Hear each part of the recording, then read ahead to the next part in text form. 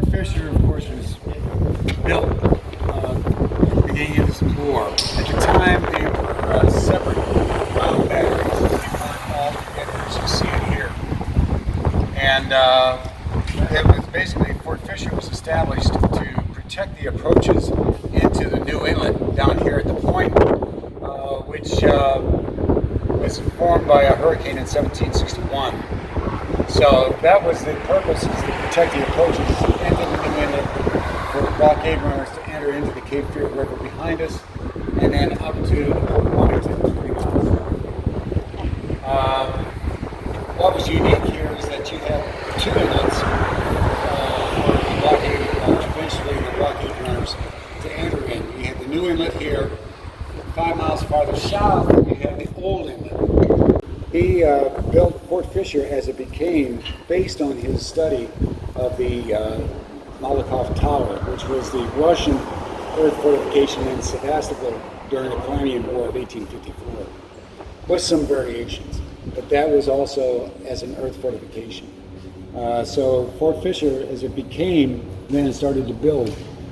Total distance was all built by hand, 1.5 miles. It's the largest earth fortification built, known as the Confederate Goliath or Gibraltar of the South. The land face side here, from the River Gate, Shepherd's Battery, to Northeast Bastion here at the corner, this was a 1/2 mile. The sea face from Northeast Bastion down the Mound Battery, the highest point, that was 60 feet, was 1 mile. So this is all built by hand. We had a garrison of approximately 1,900, but they, reading the records of Colonel Lamb, he estimated they also utilized approximately 500 African Americans. Some were conscripted freemen from the areas, others were impressed slaves from the local plantations, plus conscripted members of the Lumbee tribe, which is central over by Pembroke in that area.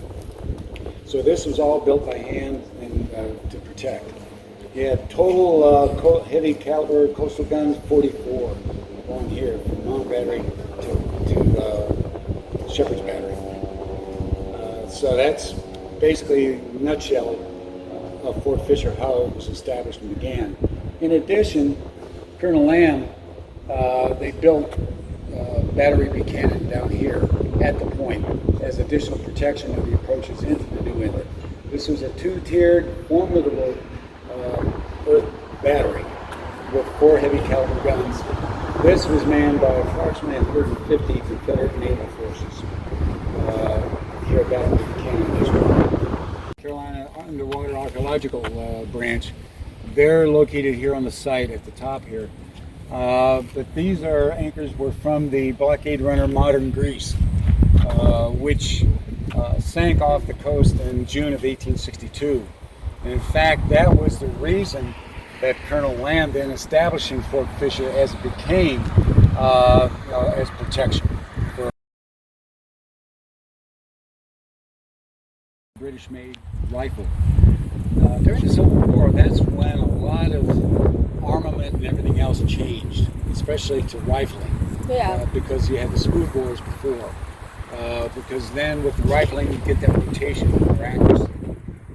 This Armstrong gun, this was shunted loaded from the front, and it fired 150-pound armor-piercing shells, and that was also accurate up to 5 miles.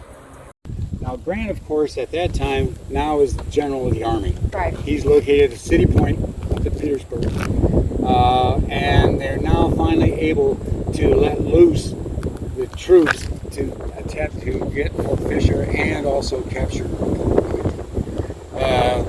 that was early fall of 1864, and they're finally getting it all together. Now, General Grant had assigned as the commanding general of the amphibious force, the Union troops, Major General Godfrey Weitzel. The overall commanding general of the James, Major General Benjamin F.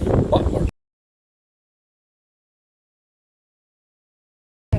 But then for the Navy side, you had Rear Admiral David Dixon Porter.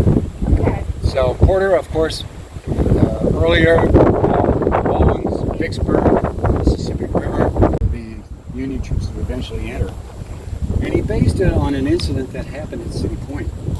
That there was a munitions barge that had exploded, had destroyed surrounding buildings nearby, killed, I think they said about 185 people, was set by Confederate spies or whatever.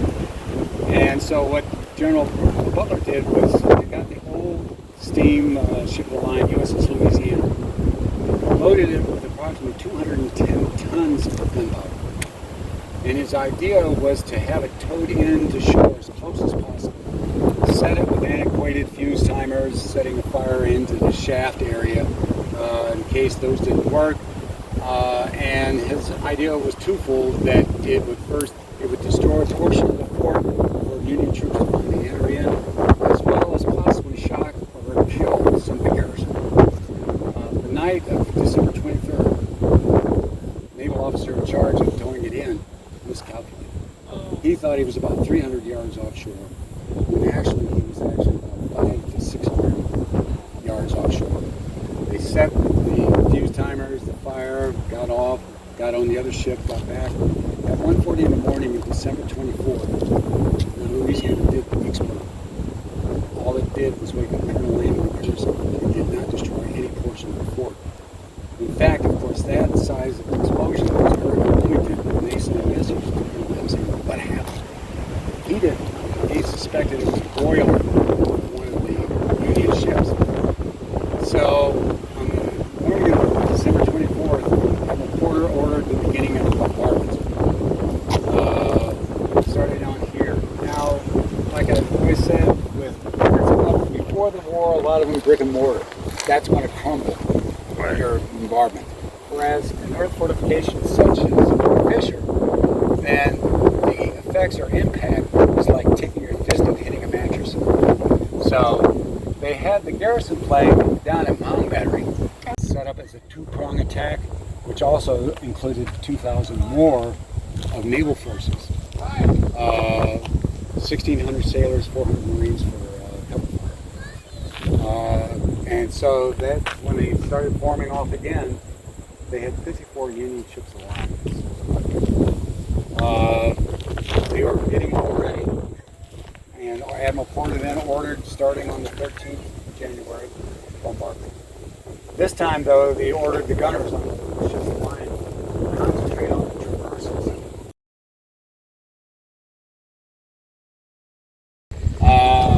The 1st Brigade, was also equipped with axes because to cut into the palisades to allow the troops to enter in up to the parapet. The operation was to start here at Shepherd's Battery and then leapfrog traverse to about the 8th traverse and then move in. So you had here at River Gate, later on known as Bloody Gate, you had about 3 field pieces here.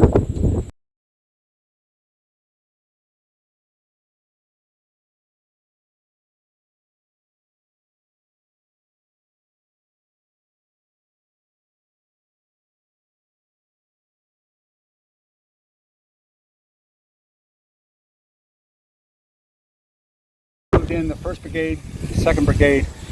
10 minutes after the 2nd Brigade, then they moved the 3rd Brigade under the command of Colonel Lewis Bell.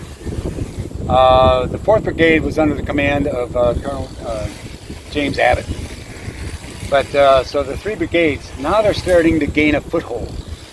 But then to try to traverse, the garrison here was fought very gallantly. Hand-to-hand combat, 2 feet away from each other. Fighting. But there wasn't any number. Eventually, they started getting a foothold. Now, down at Battery Buchanan, they see Union battle flags on top. They're thinking now they're getting overrun. They rotated their guns around and started firing.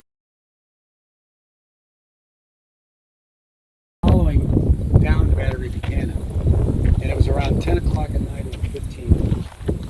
General Whiting was still conscious that he formally surrendered to General Terry.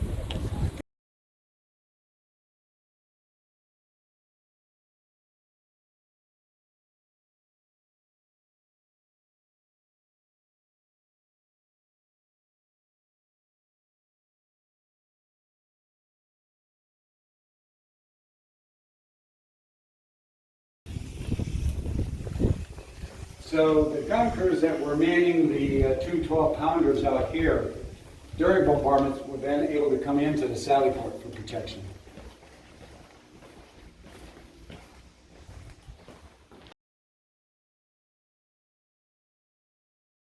Thank you for watching our video. Please remember to like, share, leave a comment, and subscribe. It really helps us grow the channel. Also, if you're looking for more history-related content, then we invite you to head over to our website, americasbesthistory.com.